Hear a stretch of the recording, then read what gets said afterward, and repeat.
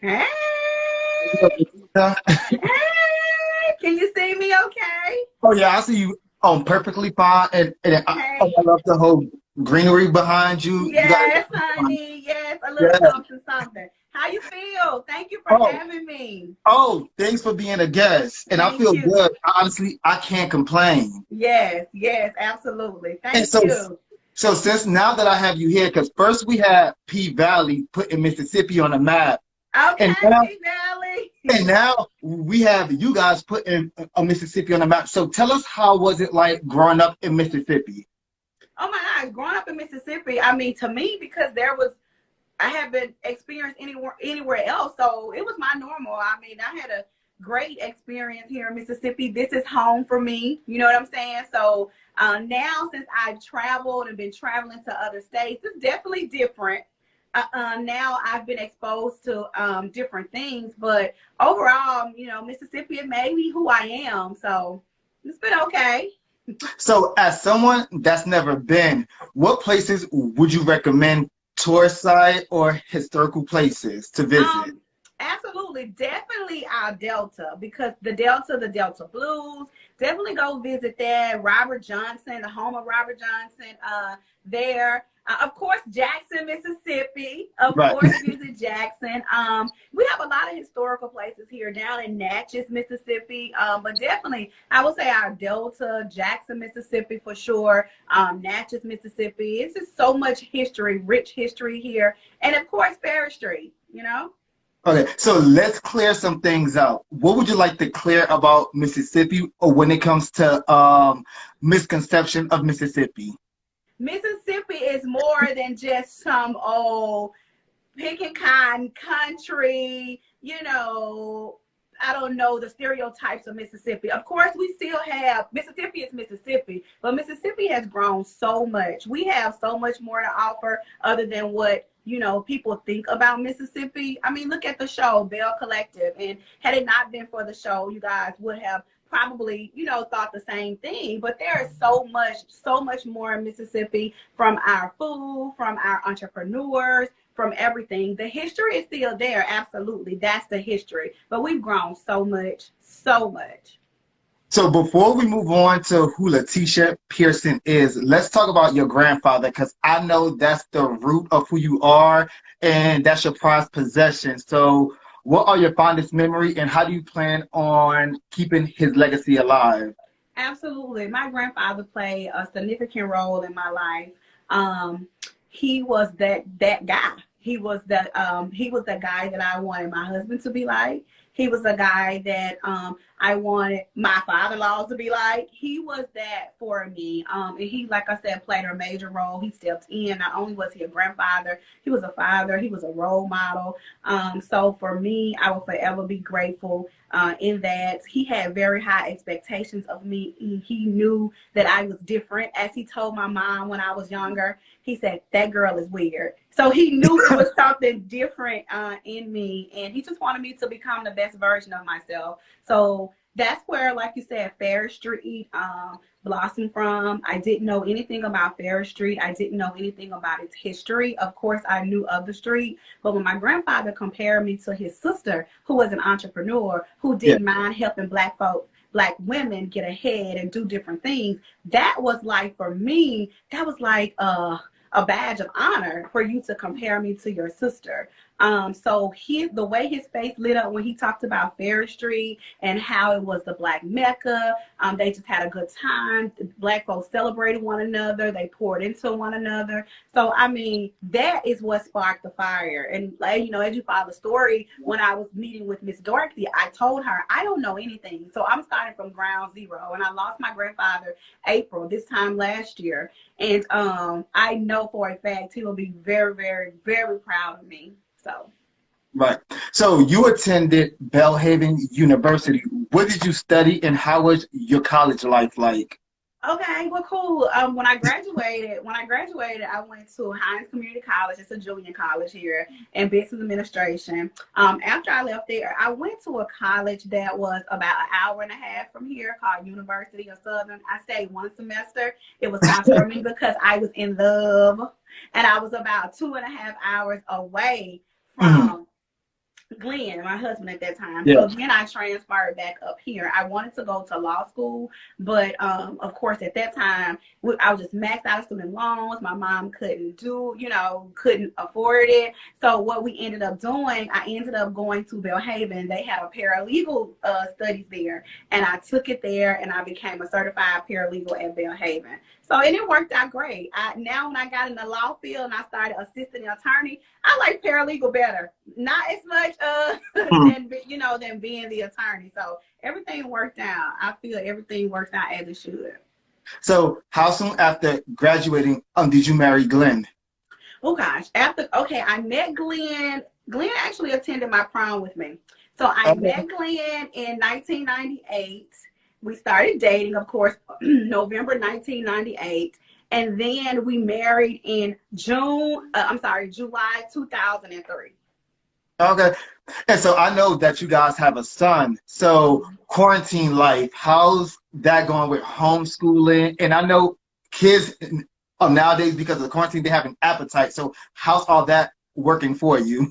I was just telling my mom the other day, I don't know what's up with Joshua. He's 6, but now instead of 1 piece of pocket, he wants 2. And I'm like, wait a minute, what is going on here? So definitely with quarantine, cooking more, going to the grocery store more. It was totally different. Even with me, I was eating more. And it was totally different. But at the same time, when we did go through quarantine, it worked out because it gave me I sat down. You know what I mean? I was inside, I sat down, and I could hear more. Not only could I hear more, I could see more, Yeah. So it worked out great. So you're raising a Black soon-to-be man. So have you had the talk with him about Black Lives Matter and how to approach a situation? And how did that conversation go? Absolutely, all the time. And he can tell you that's one of the affirmations with Joshua is that I am a handsome, strong Black boy. I will be a powerful Black man. I will be courageous. So we talk about that all the time because I try to explain to him, the best that I can, because kids, they don't see color. So right. I'm not trying to make him think a different type of way. I just want him to be aware. So I want him to understand that it's okay to be Black. I want him to know that it's beautiful to be Black. I want him to always be okay with being himself. So we talk about that a lot and we affirm that a lot. So he's totally aware, especially with Black Lives Matter. He has this thing about cops. He wants to be a police officer. So we had that talk, and what do you see? We actually have an officer who used to live across the street from us, and he's a white cop.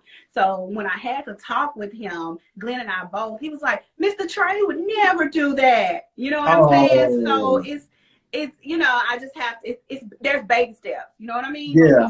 We definitely talk about it. But for me, Joe, I need to let him know and understand that it's okay to be yourself regardless of your race and the color of your skin, and never let anyone make you feel less than, Right. So those are the types of talks that I have with Joshua. Right. So this Black man is being raised by this powerful African-American woman, and we have to protect our Black woman. And you're an entrepreneur. So let's talk about the National Women's Brunch Organization and the Woman Brunch of Mississippi. So tell us how it started, how's it going, and where do you see it going in the near future? Oh, absolutely. So let's take it from the top. I'm the type demand, supply, demand. If I see a demand, I want to supply it. So the organization started, I attended a brunch in Atlanta, Georgia with a friend of mine at that time. And there were a group of women there.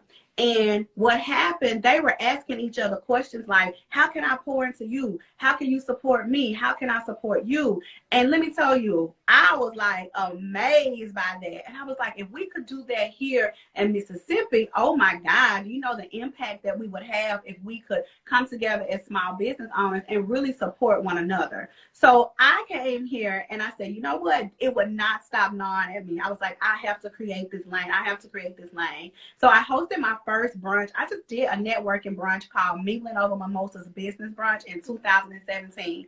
I had no idea if one person would show up or if 100 people would show up. I just knew that that was something that we needed here, you know, and that, again, that goes back to me, who I am.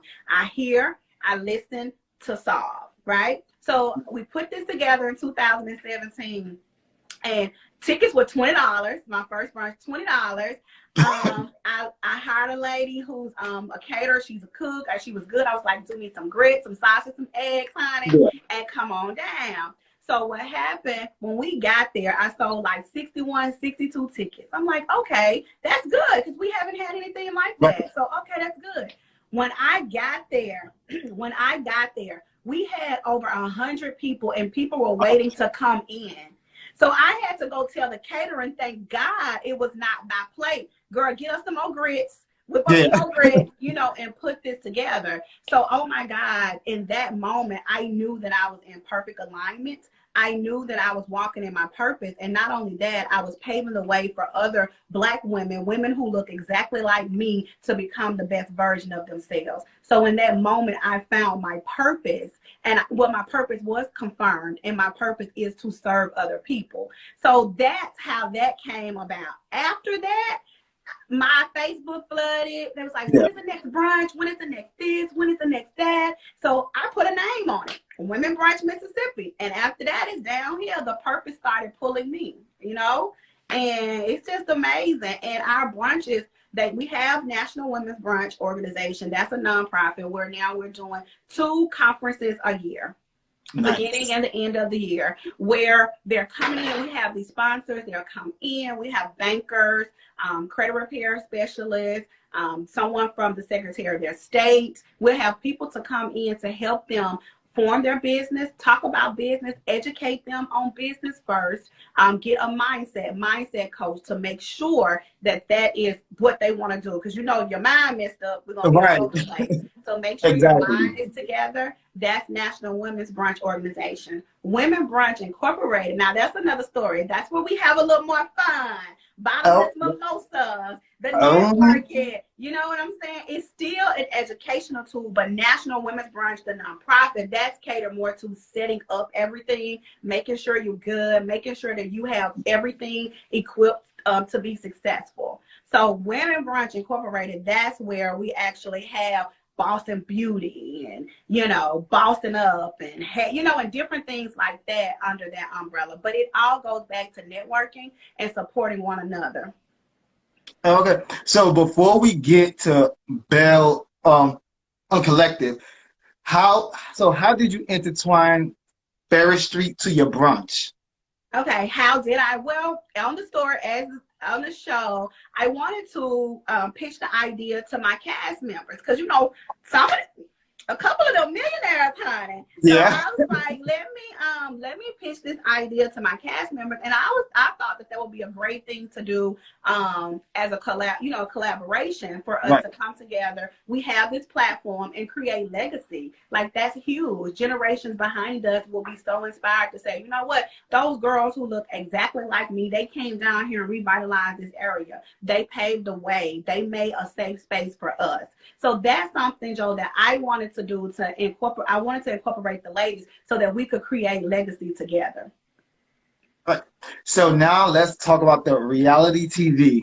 Okay. So I know Carlos King, and Carlos King creates magic. And this is his latest magic. So tell us about the auditioning process. Was he intimidating? Walk us through that whole step. Okay, well, actually, a friend of mine, he was helping me do my brunches and different things, kind of like assisting me. He had the same vision, like as far as wanting to highlight Mississippi and change the stereotypes of Mississippi. He wanted to do a show. He's the one that actually reached out to Carlos. He reached out to Carlos. So he and I got on the phone with Carlos King, and and it was not intimidating, but it was different. I mean, Carlos, his energy alone is it makes you feel so comfortable. Yeah. And you've been to tell him your whole life story, and it's like, what, girl? So it's so easy easy to talk to. And I mean, this man is a genius. Like I'll tell anybody, it's definitely a brain that you'll want to pick. So for him to shed light and even hold interest in Mississippi, I mean, I will forever be grateful for that, because a lot of people thought, like, you know, what's out there, oh, there's nothing in Mississippi. There's no talent in Mississippi. There's no this, there's no that. But he was able to see the bigger picture. He was able to talk to the ladies and say, you know what? You know, he didn't say it, but maybe he was thinking, Mississippi ain't like that. Mm-hmm. Let me showcase these ladies, and let me showcase this state, so that we can change the stereotypes of Mississippi. So for him to even want to do that, his team, King Durain, the network, for them to even want to do that, I'll forever be grateful.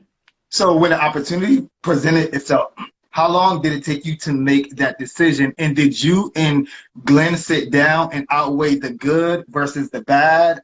And what were the goods and bads that you guys outweighed before deciding on participating? Well, Joe, I did not even want to do reality TV. Oh. I didn't even want to do it. That's the thing. And he was aware. I was like, I'm not doing that. I wanted to showcase and highlight the women and push the women. Like, I did not want to do it. I wanted to be that girl behind the scene getting water. Like, I wanted to be that girl instead of, so when Carlos was like, If something in there is of you, now go get some more girls. Yeah. And you're going to be on this show. You know, and I was like, what? So I went to Glenn and I told Glenn about it. And Glenn was like, he was like, I mean, if that's what you want to do, because I've been doing so much to where he just learned to fall in line. It's kind of like, what are you doing now? And I'm like, we're about to do reality TV, you know? So he's like, let's do it. And it was different. I cried. I prayed about it. I talked to my family about it, you know, because this is new. Like, I had no idea what to expect with it. I didn't know anything about reality TV other than what I see. So I do know that by Glenn working out of town and going away, my mom did have that type of issue, like, okay, you know, you can't just move how you normally move, and you know, just kind of like a mom standpoint of she just wanted me to be safe, you know what I'm saying? But outside of that, I mean, we roll with it. When opportunity presented itself, all I can do is pray about it. I live by the law of attraction. I manifest everything that's happening in my life. So somewhere along this journey, I have shown up as a celebrity. I have manifested all of this. So, I mean, I'm here, and I'm here, and I'm grateful. I'm very grateful. So let's talk about your cast members. So we're going to go down the list, right? And so you're going to tell us how you met them during filming. What are some things that you found out about them that you never knew in your current state when it comes to your relationship? So we're going to start off with the dentist, Dr. Antoinette. So I met her. She actually attended one of my brunches back in 2018. She reached out, didn't know her. We had a conversation over the phone.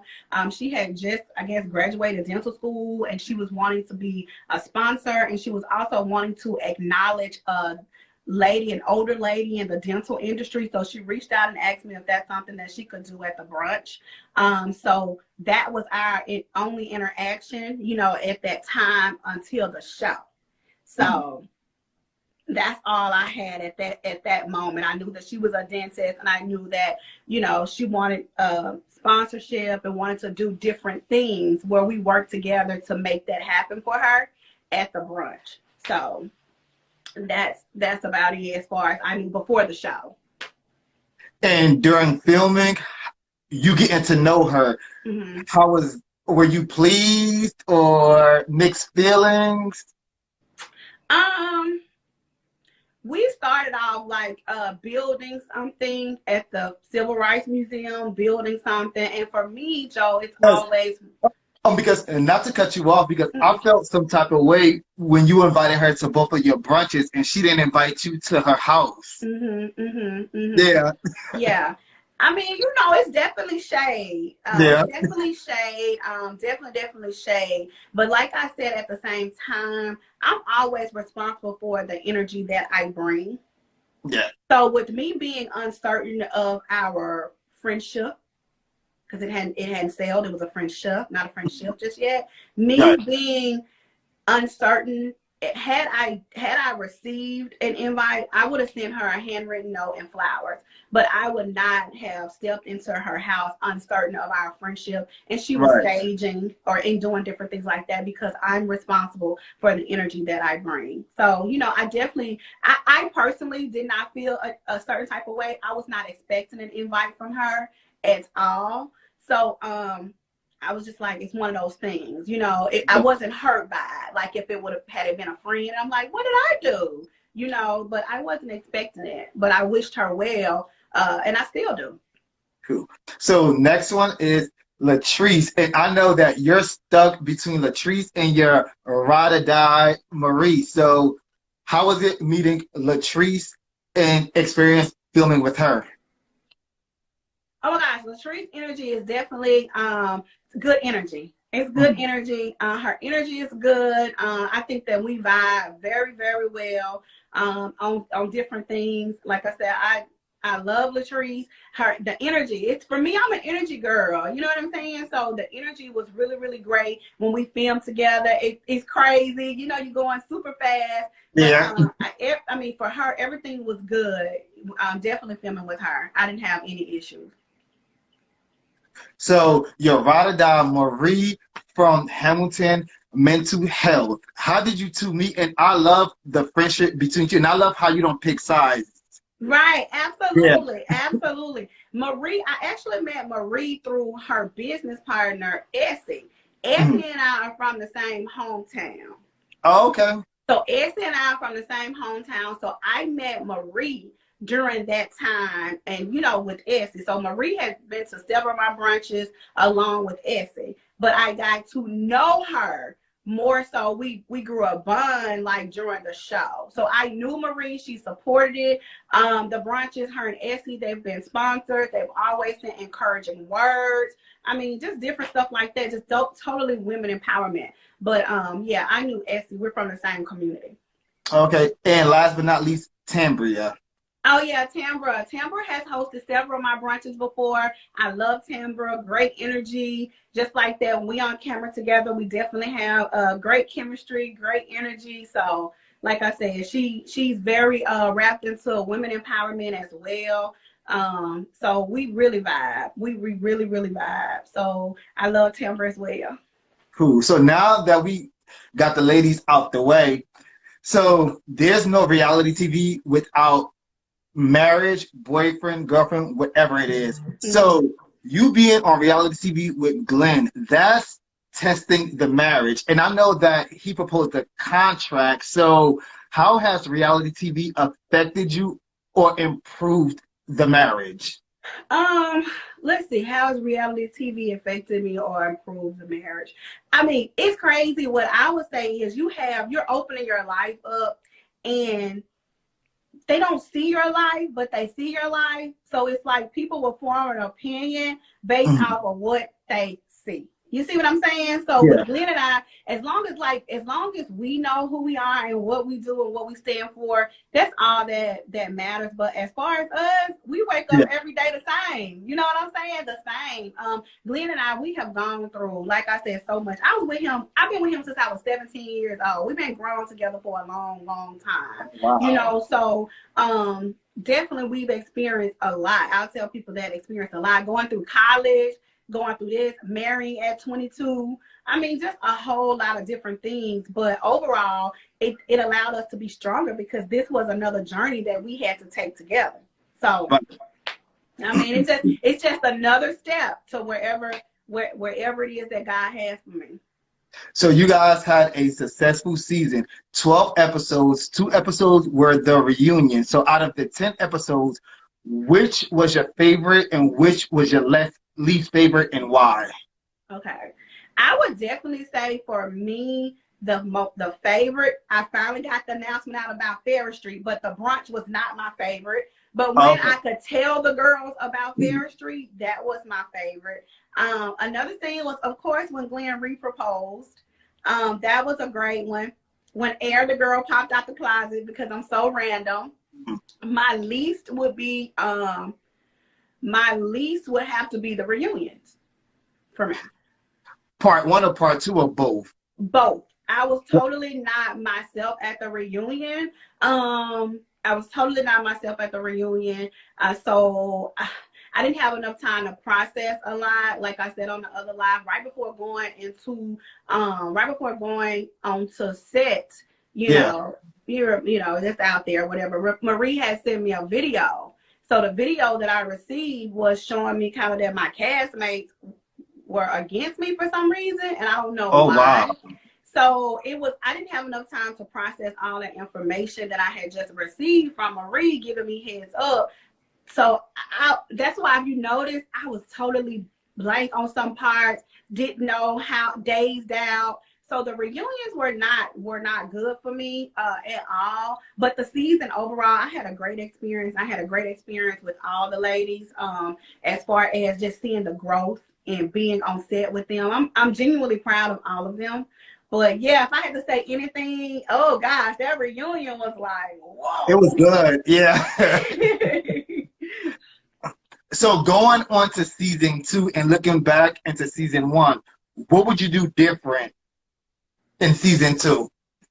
Okay, if there's a season 2, we speak into existence here. Mm-hmm. Yeah. Oh, so, okay, in season 2, honey. Going into season 2, what I would do differently, I would definitely speak more, be more outspoken about certain things, especially with my brand, because my entire family, they were upset. My close friends, like, your brunches are not like that. Your brunches, you know, what is going on? My brunch.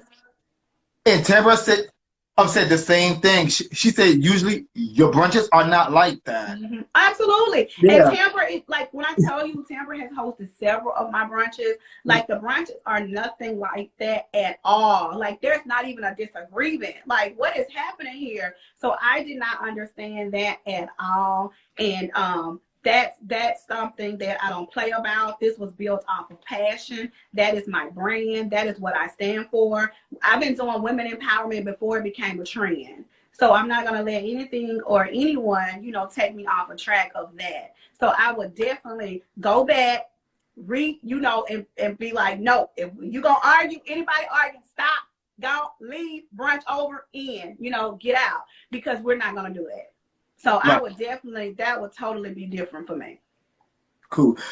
One thing I know is that when it comes to Lateshia Pearson, and even Glenn said it, you're a moving force. Like, you have to keep moving. So what's next for your brand? Oh my God, it's so much. I have so much coming down the pipeline. Right now, I'm getting ready to go on a brunch tour, which is amazing. So I'm definitely excited about the brunch tour that we're about to do. I have different products that I'm rolling out under my enterprise. Just on the same flow and alignment, doing the exact same thing that I was doing, years ago. So it's going to continue. So be on the lookout. We have so many things rolling out. I'm excited about it, and just stay tuned. So before we wrap up, any last words for your fans, for individuals that look up to your entrepreneurship, anything that you would like to say to them, friends, family?